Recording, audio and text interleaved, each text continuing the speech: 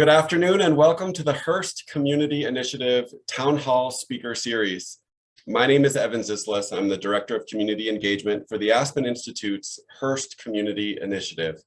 The work of HCI is focused on promoting dialogue, increasing understanding, and facilitating opportunities for meaningful collaboration among the communities of Parachute to Aspen, Colorado, located on ancestral lands of the Northern Ute.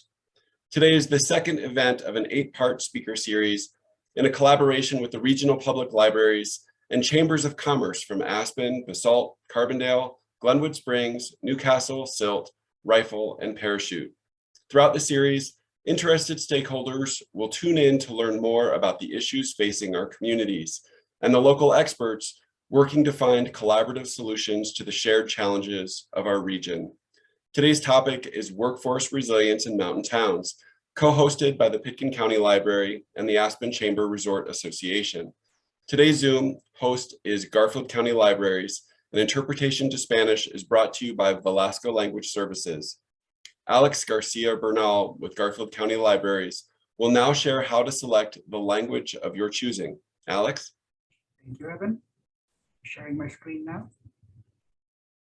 Okay. Well, again, welcome everybody. We are using a Zoom webinar for our medium today.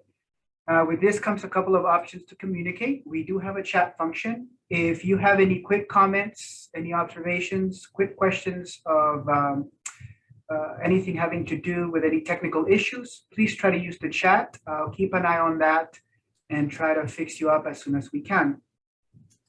If you have any questions about the presentations or for our panelists today, please try to use the Q&A. This will save the questions for a later time, an appropriate time for them to be answered. Finally, we are having this interpreted into Spanish simultaneously. Please look at your Zoom options on the bottom right on the menu and click the language of your preference, either English or Spanish. If you have any problems with feedback, make sure you click on mute original audio. If you have any issues with these functions, please let me know through the chat. Thank you, and back to Evan. Thanks, Alex. For today's webinar, please again use the chat for technical questions. You may ask questions for our panel using the Q&A button at the bottom of your screen, and we'll leave time at the end to answer as many questions as possible. We've got a lot of ground to cover, so I want to introduce our moderator and our esteemed panel for today's discussion.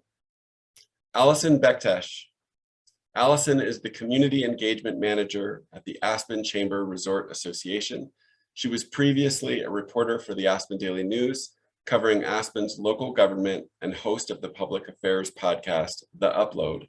She arrived in the Valley in 2015 to work at Aspen Public Radio, where she served as a digital content manager, reporter, and then news director.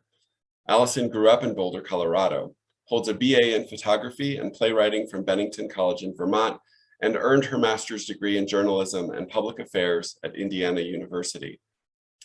Auden Schendler. Auden is Senior Vice President of Sustainability at Aspen Skiing Company, where he focuses on meaningful solutions to the climate crisis. In particular, power wielding, movement building, advocacy, and replicable on-the-ground projects. He helped build and grow the nonprofit Protect Our Winters and helped build a climate-focused ad campaign targeting swing senators. Widely published and a prolific national speaker, Auden was named a global warming innovator by Time in 2006, called a climate saver by the EPA, and has testified to Congress on the impacts of climate change.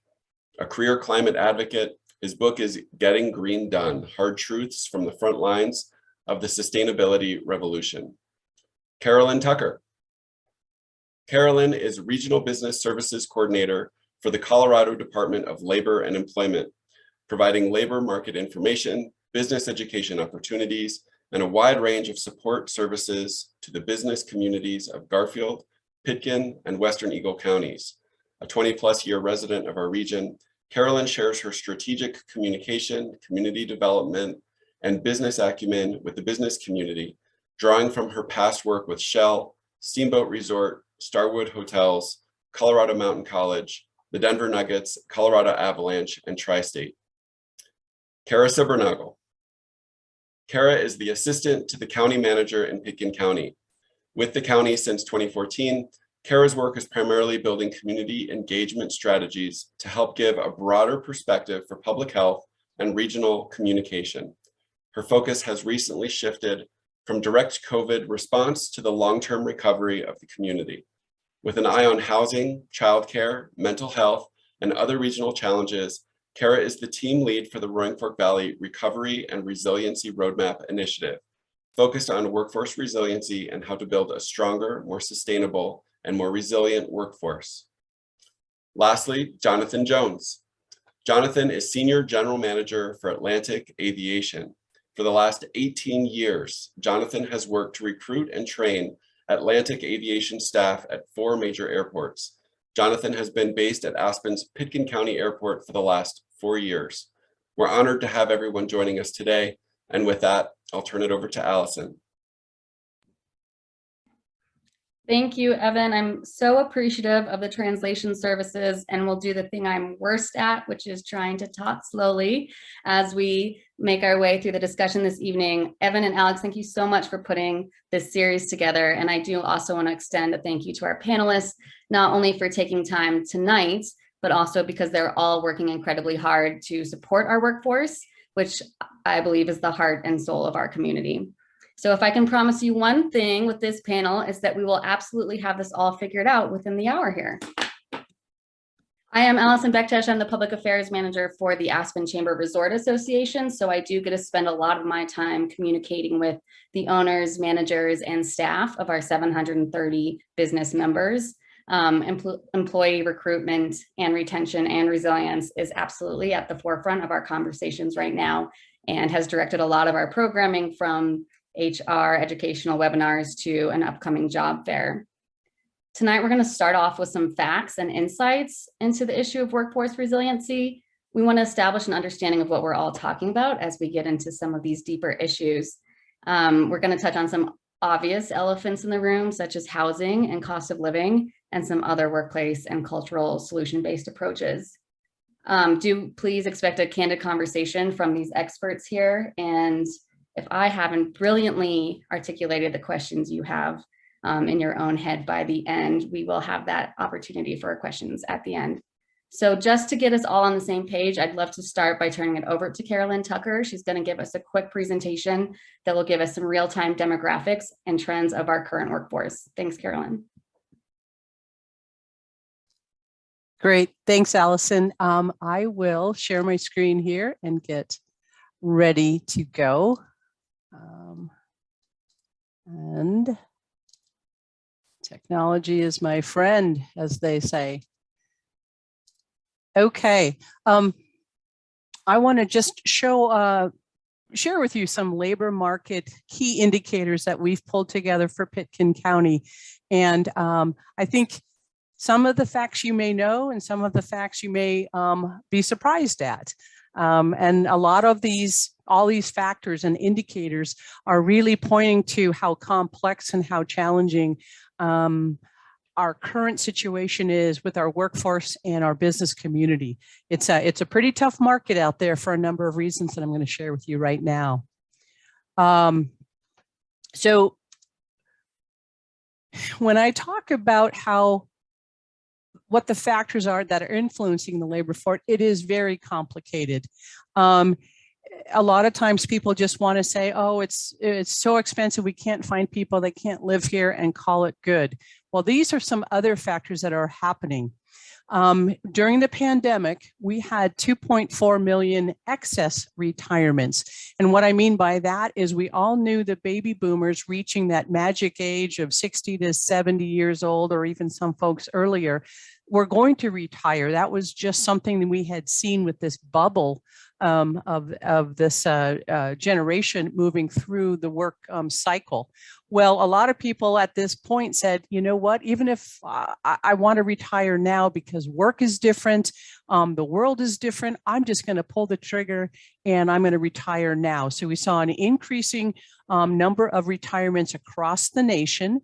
And different than the Great Recession down in back in 2008, 2010, the stock market, and in 2010, for example, a lot of people had to keep working even though they were at retirement age because the stock market had tanked as well during the recession, and housing prices had dropped. With COVID, the stock market had reached record peaks, and a lot of equity people found in their houses, so they could retire. So that's why we saw a number of people stepping away from the workforce. We've seen this, the next piece, slowing US birth rates. We've watched this trend for at least 20 years, and we've seen a decline of birth rates since 2014, if not 2004. And that 20-year lapse is our new and upcoming workforce. So we don't have that many people coming in of that prime working age, getting just started in entry-level jobs. We've seen the male prime age labor force participation decline, and that could be a number of things. A lot of that demographic are interested in part-time work or gig work, and we can't really find those folks. We can't get a good handle on those numbers. A lot of times, a lot in the pandemic, we had women primarily drop out of the labor force to care for school-age children, do homeschool. Those women have not necessarily returned to the workforce. And so that's another deficit in the workforce numbers. A lot of people are interested in part-time work, especially in the resort communities where they want to enjoy the lifestyle that they came here for, and they're working and cobbling together several different part-time work opportunities. During, well, we've had a real big drop in the J1 visa workers and the H2B workers. These are some the classification of workers who really help our resort communities, our hotels, our ski resorts, I guess supplement our local workforce. And we've seen a huge drop in that. So that's another part of the labor shortage. One of the things that people love to talk about is that, well, you know, the government gave too much of a generous unemployment benefits, and that's kept people saying we can make more money collecting unemployment than we can working. And that to a point was true, but it did not drive the labor market challenges. And then, of course, we still have the ongoing public health crisis. A lot of folks have stepped away from the workforce and said, I have to take care of my kids, I have to take care of my elderly parents, or making a choice that says, I don't want to be in a front-facing position and risk being exposed, so I'm going to look for a different type of job that doesn't have as much exposure. Here's some top reasons on the left side of the slide why U.S. workers left a job. Pay was too low. Obviously, wages come into play a lot. But look at this. No opportunities for advancement. They felt disrespected at work. Childcare issues, not enough flexibility. And that's coming, as everyone's reading now, is the return to work. Well, a lot of folks don't want to return to an office environment. They really like working from home or given that flexibility.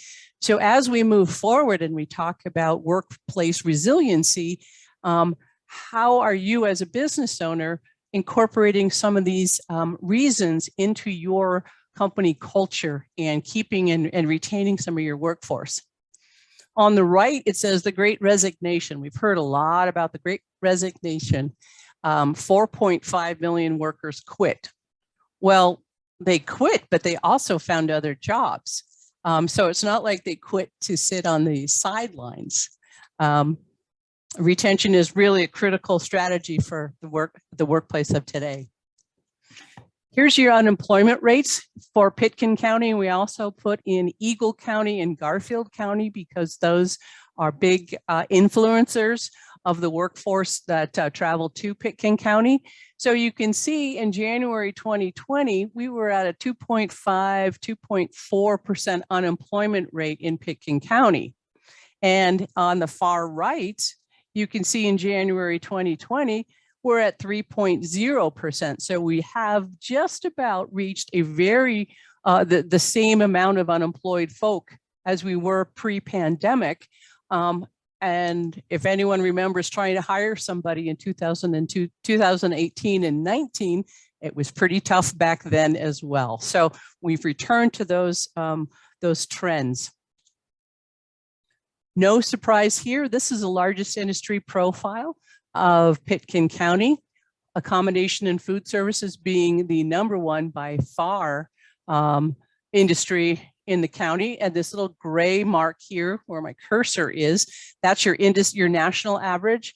And obviously resort towns have a much larger percentage of accommodation and food service businesses just for the nature of that economy.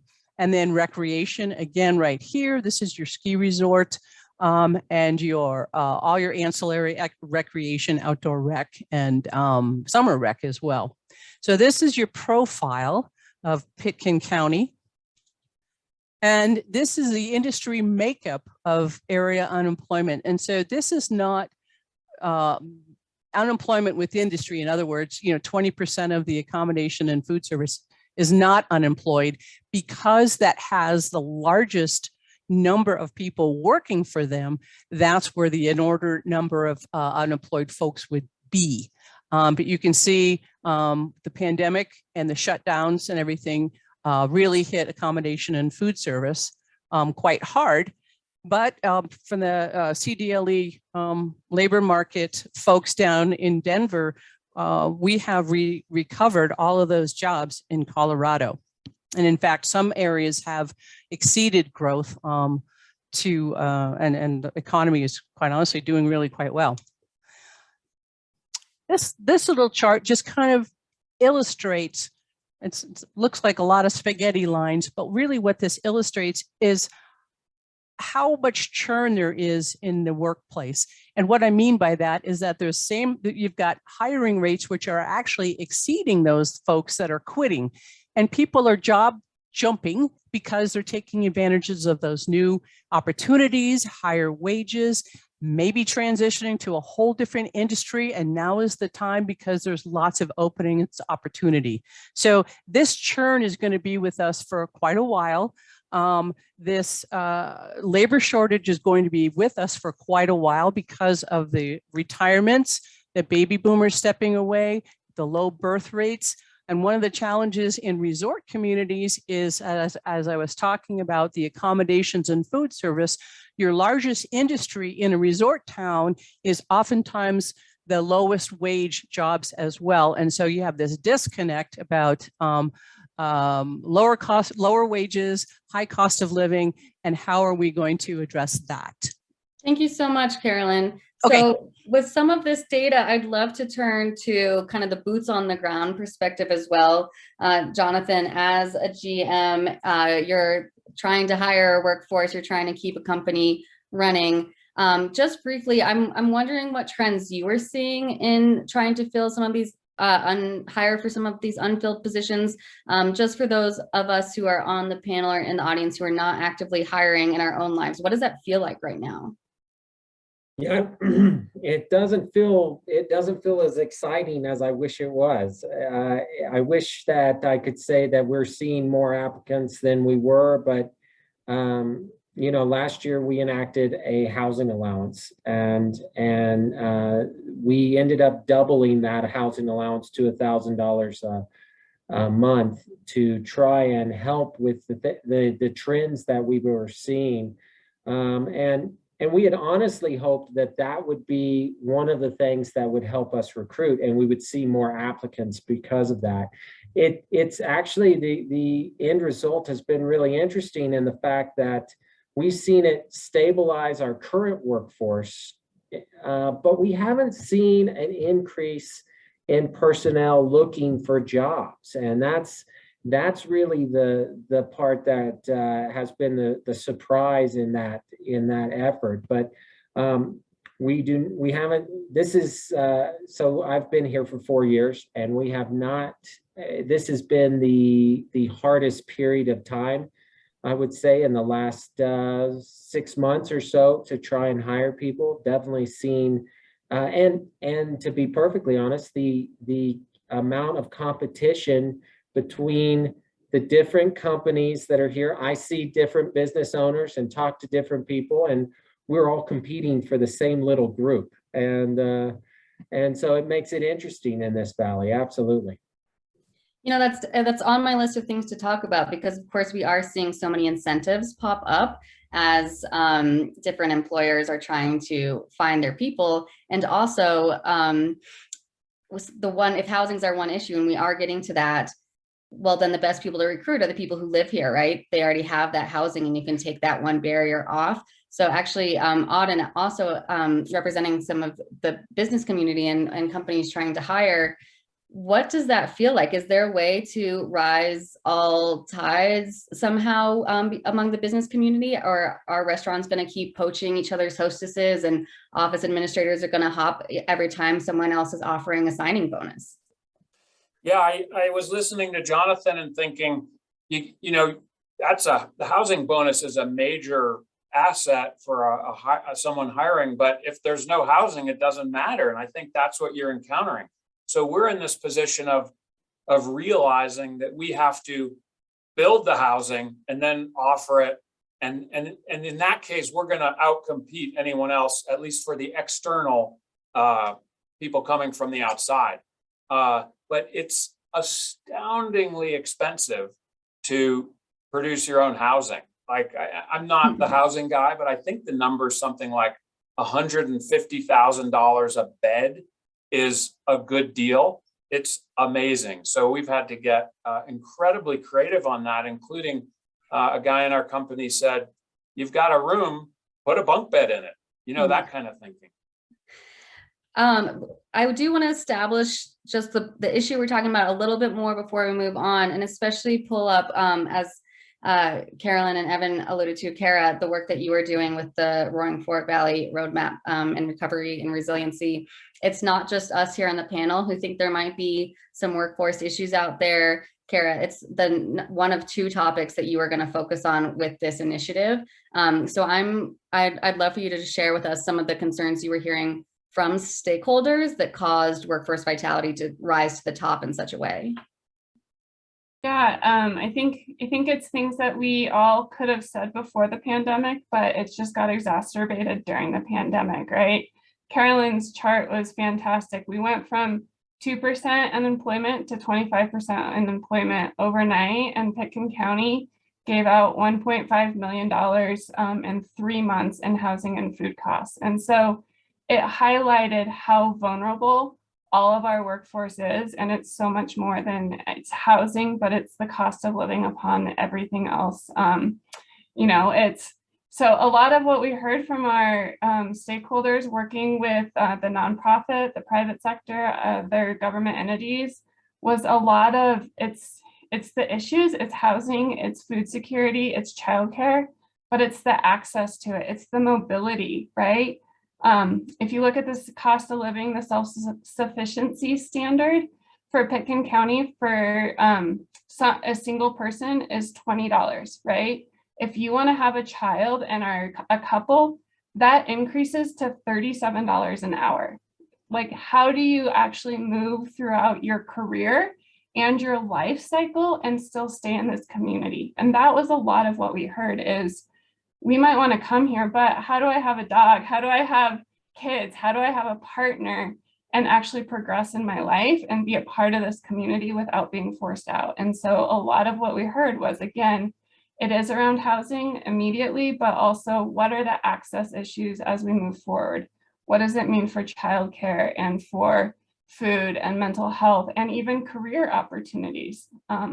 And that is really then has set the foundation for us in our roadmap process as absolutely housing is, we can't not talk about it, but we also have to talk about the other things. I think Jonathan's point was very well said of it stabilizes what we have now, but it's not going to get better if we also don't look at some of the other aspects of workforce resiliency.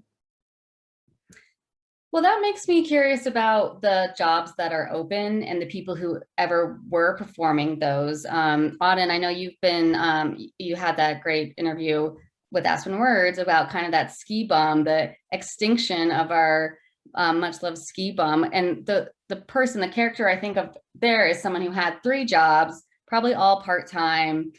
Maybe they were fun, maybe they were flexible. But now if they've chosen one or if they've gotten on this career path, I mean, when I first moved to Aspen, I thought we had the highest per capita bartender with a master's degree in the world, right? So if you do have that degree and it wasn't quite fun anymore, though some of those jobs literally shut down and you went with the one career, we lost 2 jobs there. Two companies now need to hire, but the same person still lives here and is just doing one job, hopefully with benefits now. But I'd love to just briefly hear your observation over the years, not that you know anything about being a ski bum, but how that kind of role has transitioned within our community and within our workforce.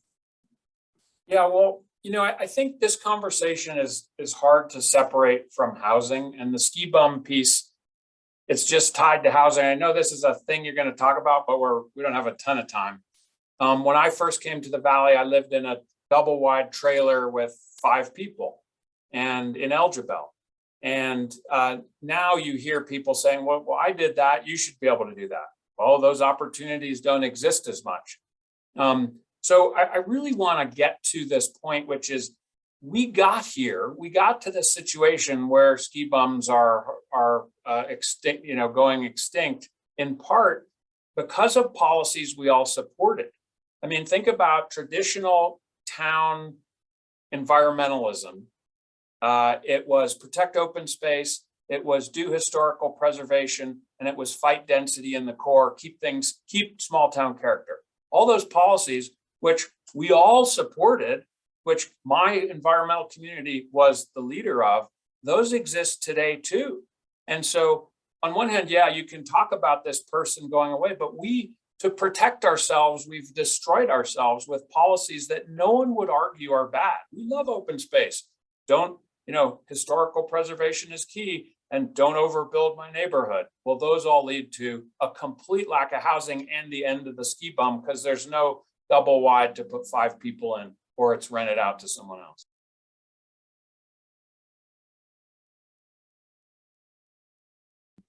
I'm glad you acknowledge that and not me calling you out there, but I think that is a clash of values, right? That our personality is that preservation of open space, is that natural environment. We get that peace, we get our energy from having that natural environment and not having density. So how do you rectify, are we going to build over that and stop saving as much of the environment surrounding our communities so that we can have more people come to work here because there's more customers here? And when will that battle end?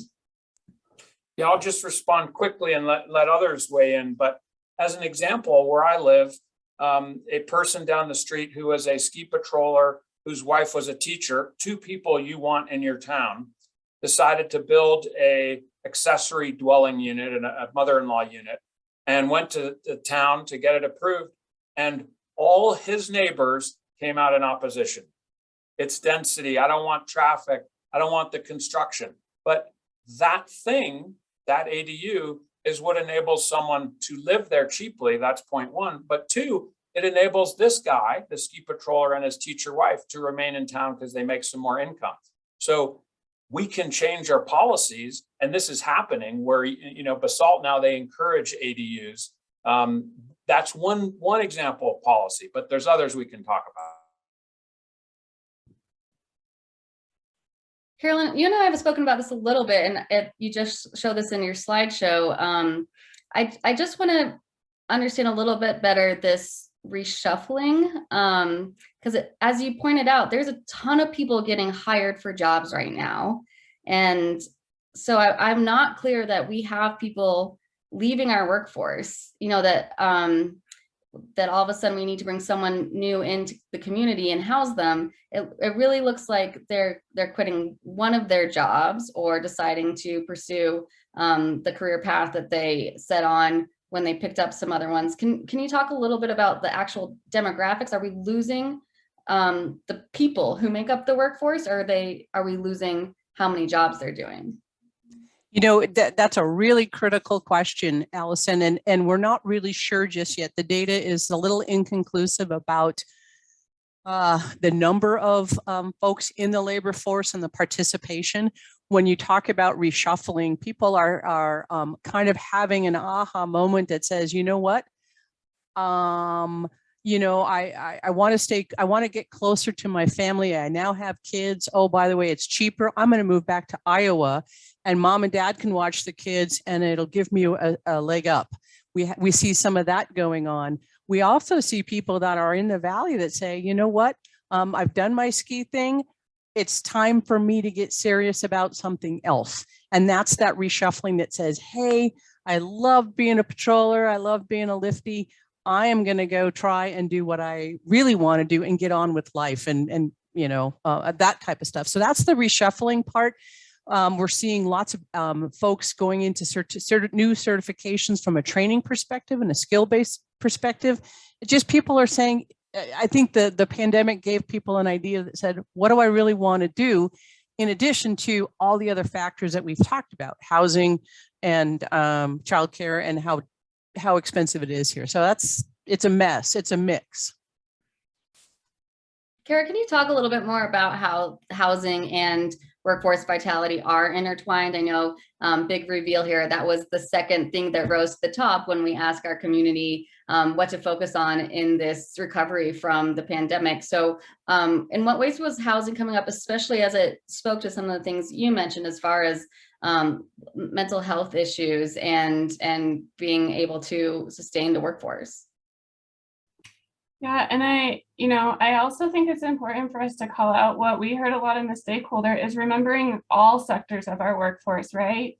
And when we talk about housing, we heard from people, some people don't want to live in a townhouse up in the Mid-Valley. They have generational homes or generations of families living together.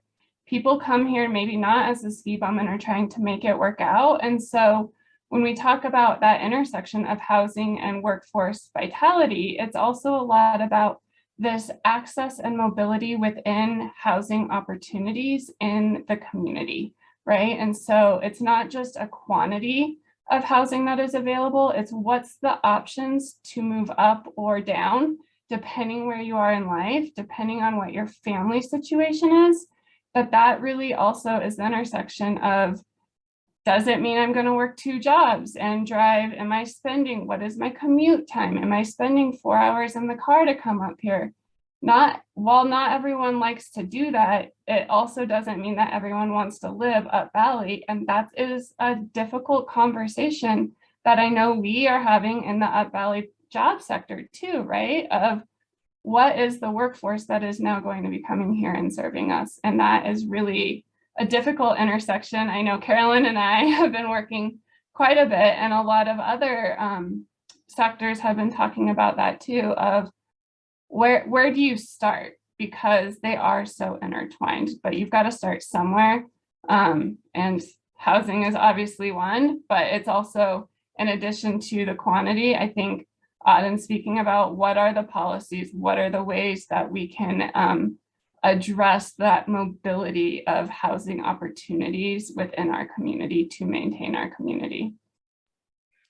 In a recent survey of the ACRA members, the key commute time was 30 minutes or under, with no preference for what city in the valley that was in. It was sounding like our workforce would prioritize a shorter commute over a home-based town, which was very interesting. Jonathan, you've mentioned and got press for this. You gave you're now up to $1,000 a month for a housing stipend. So as Auden pointed out, we have a housing shortage, and then what we do have is very, very expensive. And this was an aim to help with that. I'm glad it has stabilized some people who maybe otherwise couldn't make it work. I don't understand economically how it works for a company for you to be spending 12 grand more per employee than you ever were before to try and make it work for your employees or try to scoop other people up. And I just don't know, is that a real play that a lot of our businesses can do, is just increase wages? If cost of living is the issue, of high cost of housing is the issue, can we increase wages and do stipends to the point where we can fix this problem? Right. And I don't think it is the end result. I don't think it is the solution to the problem. I think it's what we can do right now without going out and building homes and building apartments and things like that immediately, but I can't open the doors to this location if the employees aren't here. And so I have to make that investment in our greatest asset, right? I have to make that investment, and Atlantic Aviation decided that this was absolutely the right first step in this long process that we have ahead of us. I want to go back to some things that were said. The retirement, Caroline, the retirement information and things like that. I mean, one of the things that I'm seeing as a local here in this valley is that the housing prices are so high, people are cashing out. They're saying, I can leave the valley, I can sell my house. And one of the things I've noticed in my neighborhood is that these are retirees moving in. I don't know what the statistics are saying in that, but I've noticed several homes that were sold in my neighborhood where retirees are moving into this area because they love where it is. They love, and they're willing to pay that premium price. They're not working, and they're not looking to sublet rooms in their house or do these things that a lot of people were doing 4 years ago, 10 years ago. Auden, when you came to the valley, right? I mean, these are the things that we used to see and we're not seeing as much anymore. That's a impact. As far as the financial impact to what we're trying to accomplish, I think that for us, it's always been about taking the first step, how to address this immediate issue of the rising inflation. I've got 2 employees that are sharing a condo right now, and their rent went up $1,800. The housing allowance has helped them to where they can handle some of that. But at the same time, as we see these inflationary prices and things where we had ski bums who were sharing a house, and there's 5 to 6 people in one house, those homes are now renting for far more than they were. And we just have to recognize that. I mean, I think that that's one aspect of it. And then the other aspect is looking long-term towards how are we going to address these needs in the long term and not in the short term. And the housing part of it is absolutely critical. It's a plan that needs to be in place, not only for Atlantic Aviation, but for the whole county, every county that's all the way down the valley. Can I clarify one thing about your open jobs and hope that you can kind of represent the broader business demographic? Are those positions that always existed and you no longer can fill them, maybe for some of the reasons that we saw on that first slide that employees have departed? Or, as you have all rightly pointed out, our demographic of our community is changing. So is our demographic of our customer. Do you all of a sudden need more positions because we have a higher customer volume, or they expect higher service because they are paying higher prices? Our businesses, as we know through sales tax, are doing fine. They're growing as we come out of this recession. Is the need for more positions just a need to respond to increased customers? No, it's actually positions that we've always had. We've identified a few places where we want to do better. So I think we've added a couple positions to that number, but for the most part, our positions that are open have always been there. And Auden, I'd love to hear that from you as well, especially as we talk about things like ADR, the average daily rate at the Limelight, for instance. Is our customer base in some way affecting the need for more positions. And then I think we'll get into the culture of what it is like to work in those positions. Yeah. Yeah. You know, there's a little bit of a mythology in Aspen that we're growing and there are more jobs and we're getting more crowded. But in reality, our ski resort, we could take 100,000 more people at Snowmass without adding employees. You know, we're built to run a resort and it fluctuates. So that's not the issue. I think part of it that Jonathan and others were bringing up is people don't want to be a ski bum all the time or forever. And so you actually can in this community advance beyond that. And it presents this incredibly problematic challenge, which is, so my company builds housing for the ski bums, right? Or the J1 visas, and they come in and they live in a condo and it's awesome.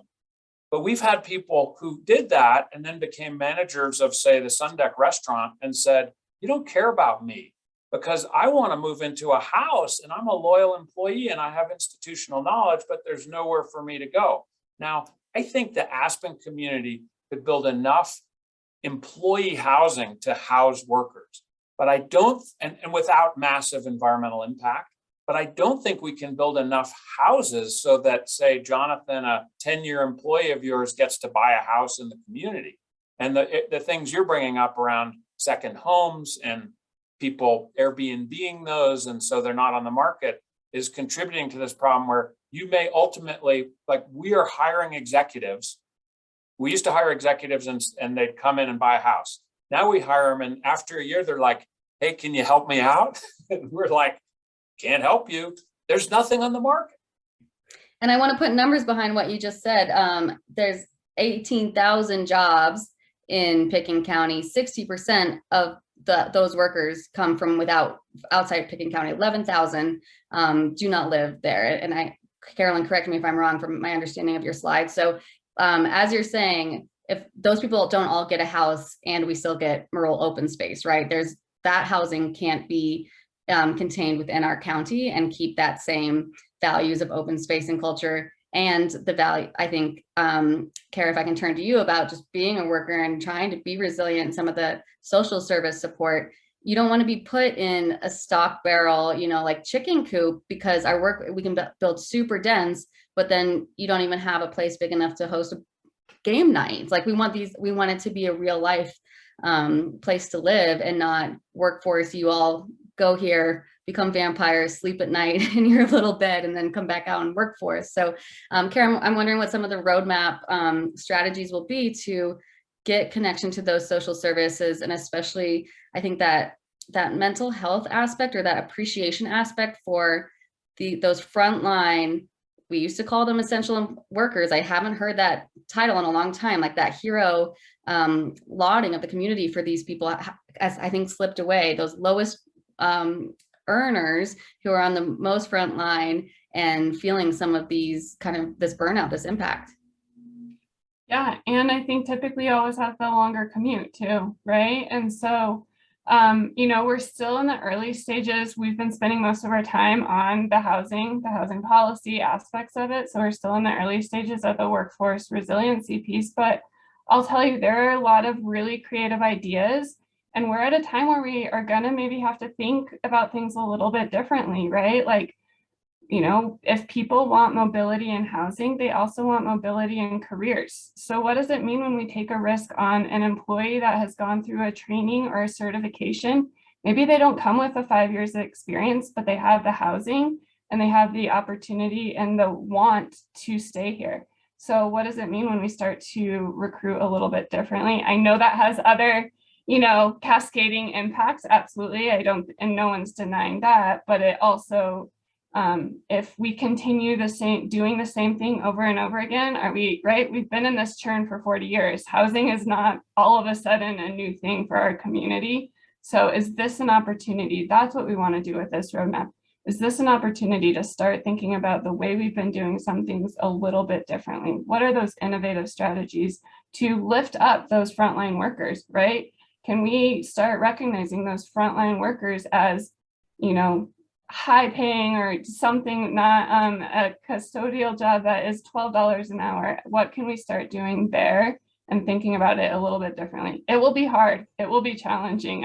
No one is going into this with blinders on, but I also think it's the right time to start doing it. And I think that's what we've heard from a lot of our stakeholders. Let me add a note on that idea, if that's okay, Allison, which is we always get stuck thinking about the problem as we got to have more housing. Well, the conversation we're having at SkiCo now is, can we work with fewer employees? In the old days, if you cut staff, you were laying people off and it was horrible. Now we don't have the staff. So if we have one lift op instead of 5, we can pay that lift op more and the housing problem starts to go away. And so you're addressing equity and so forth. And we're really trying on this. And Jonathan and Kara and Carolyn, you may have perspectives on this. It ain't easy. You know, in a restaurant, what do? You automate it. And we're working on that. But this is the supply side approach. And I think it's essentially to say, we're going to have fewer workers because they aren't around. Thank you both for transitioning us just into this last moment before we open up to the questioning, because I do want to point out that housing can't be the scapegoat, just as you just said. So when we survey our members, I think a lot of our employers, I know I've seen the data, our employers say that people are leaving because it was too expensive. When you ask the employees, when they cite the reasons that they've left a previous job in the Roaring Fork Valley, culture is number one. Being burnt out, what the workplace environment was, that's the number one reason people are leaving. So I think there's some positive, though that might sound like a slap on the wrist of the businesses through that survey data. The positive is that's the thing you can control. Maybe you can't buy a house as a small business that can start housing your employees, but what can you do to show that appreciation? If it is a job that doesn't require a bachelor's degree in anything, but that person has one, what can you incorporate? Can your hostess be your social media marketing person for the 4 hours before she comes on to the dinner shift? How can you make that something that's more engaging for the workforce that you have? How can you show appreciation? And I think looking within the Valley to promote and to get people into the correct jobs is a way to address that housing as well. Carolyn, I know you speak to businesses who are calling you in a panic all the time. And so I might turn to you for this last question as far as some of the tips you're giving them, including even things in your job posting. So if you have something that's open that someone who has been a hostess would be great at the time management and customer skills for this job, start putting that in your job listings. You know, other jobs that might have good background, not just your degree that you need, but you could be coming from this sector, or this sector, and be a great fit for my job. Exactly. I mean, some of the customer service and the softer skills, the conflict resolution, everything that you get as a frontline server or a retail person, those are phenomenal transferable skills to just about anything in the marketplace. Sales, any type of managerial or supervisory type of things. And so it really is on the employee side, having a real critical look at what you've built, what skills you've built over your career, and really look at the transferability and where do you really want to go. And there's lots of opportunities, obviously, with movement in the workplace. From an employer standpoint, yes, housing is major. We talked about that, but also what employees are looking for, and they'll jump ship, if you will, if they don't see any type of future with the company. So we're talking about, does your company have promotional opportunities? Are you grooming from within? Those are retention strategies that say, hey, you know, SkiCo's got their eye on me, and I'm going to work hard, and I can do this training or that training or this training, and I can move up the ladder. Same thing in a healthcare situation, which will be really impacted as what Jonathan said, an aging demographic in our communities. They're changing stuff. We're going to have a lot of more older people and a big crunch on healthcare. Anyway, recognition, promotional opportunities, and training. All of those things are something that we can use and impact right now. And we've got tons of resources in the Valley to help retain those people that are looking to stay with you. They really are.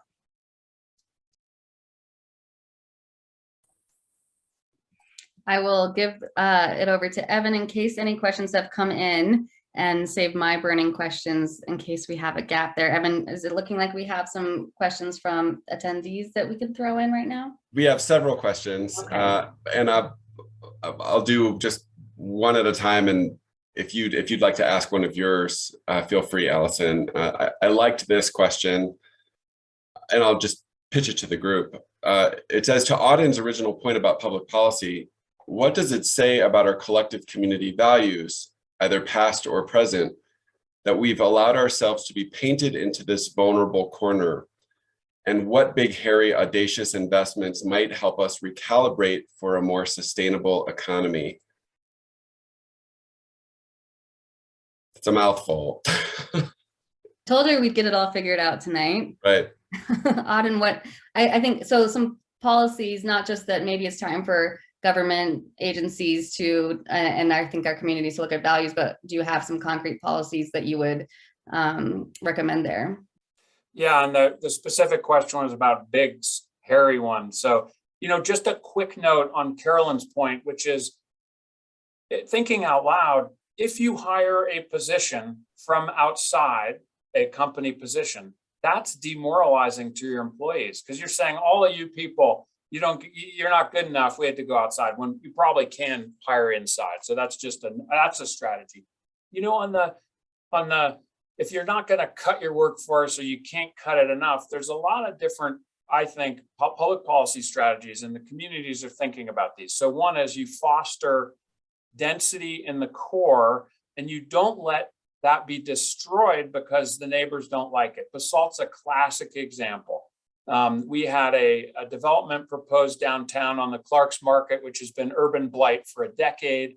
And the second it was proposed, someone who had just moved down the street from me called me and said, would you help me fight this project? And I said, I'm not going to fight that project. I'm going to support it because it's density where density should be. So there's almost like an education campaign around urban planning that has to happen at town councils. And if you want to win in Aspen, Basalt, anywhere in the West, you run on protecting community character. That's code for, I'm not going to do any building.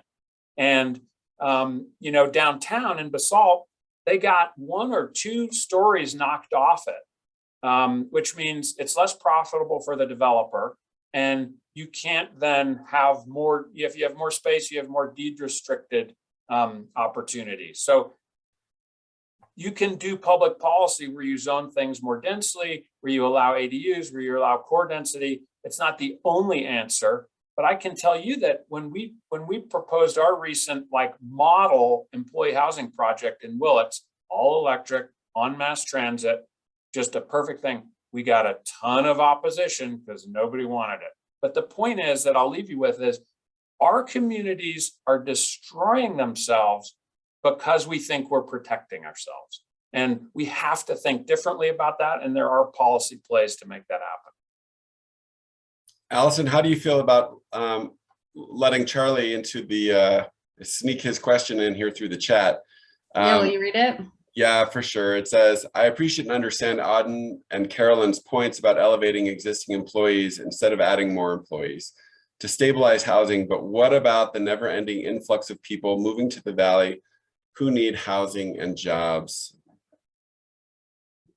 I will let the panel take this, but I don't exactly know who's moving to the Valley without a job or a house.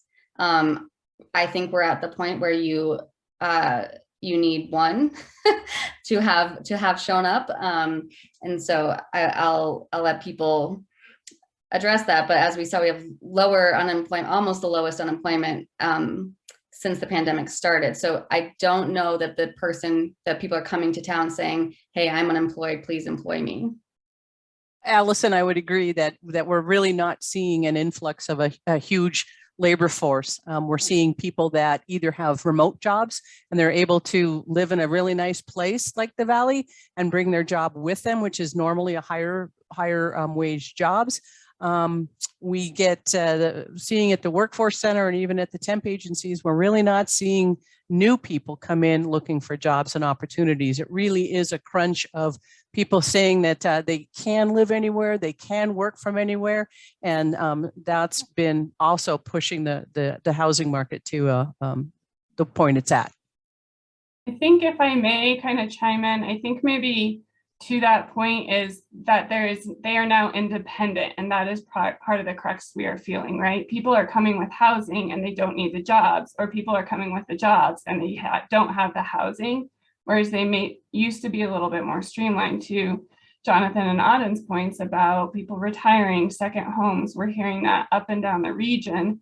That is a common thread. People are relocating here because it is attractive, and they're buying and they're using up the existing stock, which is great, right? They're still contributing to our community, but they aren't coming here for the jobs. And so I would say the challenge that is different now is that it is exponentially more independent of one another rather than correlated to each other. And may I add that also the retirees that are here, again, a lot of the retiree group was a younger demographic. They're young and they may get bored on that retirement wheel, and they may be looking for part-time work. And so when you're looking and recruiting folk, don't overlook students and also retirees that you can somehow jumble together a part-time job share. Auden, you looked like you wanted to say something. Oh, just to clarify that communities that approve and build more housing, that is often perceived to solve the problem. If I'm talking free market housing, but it doesn't, because there's an infinite, to Charlie's point, there's an infinite number of people who want to come here and live. So if communities don't aggressively deed restrict the housing that they approve, we're in trouble. And Basalt, I'm partly guilty of these approvals, but Stotts Mill and then an Eagle County development at the tree farm, those units are coming on the market in great volume and utterly unaffordable to any human in the valley, normal, non-superhero wealth human. And that was a miss on the part of the town. And we do it over and over. We think, oh, market forces will dilute the housing and it'll be affordable. No, you have to deed restrict it. And the compromise towns might have to make is to allow more and then deed restrict a higher percentage so the developer can make money, but also offer something to the community. We've got time for maybe one or two questions left. I want to get this one in. This whole speaker series is a collaboration with the public libraries and regional chambers of commerce. And this question really gets to that constituency. This says, not every business can afford to build affordable housing or add housing stipends for their employees. What can small business owners and entrepreneurs of the region do to support workforce resilience? I want to kick that off to Allison and then let the others jump in. I think that's a fantastic point and a fantastic question. And I think speaks to the housing isn't the only reason people are leaving jobs. So I think the small businesses have that play where you can offer other benefits, especially if you're a small business. Are you able to take someone in at an entry level and build them up?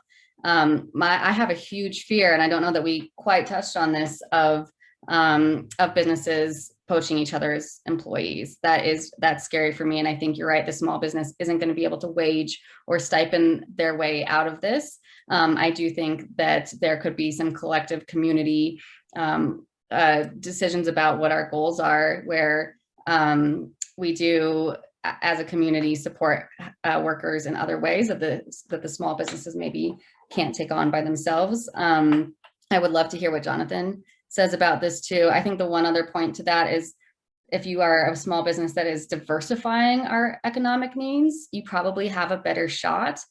So a restaurant is probably not the thing that you're going to be able to come in and fill up your workforce right now. But there's other lanes that are not hospitality that Aspen has very few of. And so I think if you are a business that is helping with that economic diversity, Kara explained how hard we were hit when that one sector was shut down, then you probably have a play there as well. Yes, I agree. I think that some of the things that we we've seen to that point as far as the environment, the job itself and things of that nature. First of all, I think the airport can be kind of interesting in the fact that cutting staff creates more stress for our environment. We want to build our team because we want to also eliminate stress and also be more flexible in schedule, be more flexible in the needs. And so we're a 4-day work week here. That's one of the things that we do. And then several other ways to help the employees in those issues. I mean, I think that you're right in the fact that it's not just stipends, it's not just, it's really also the environment you create.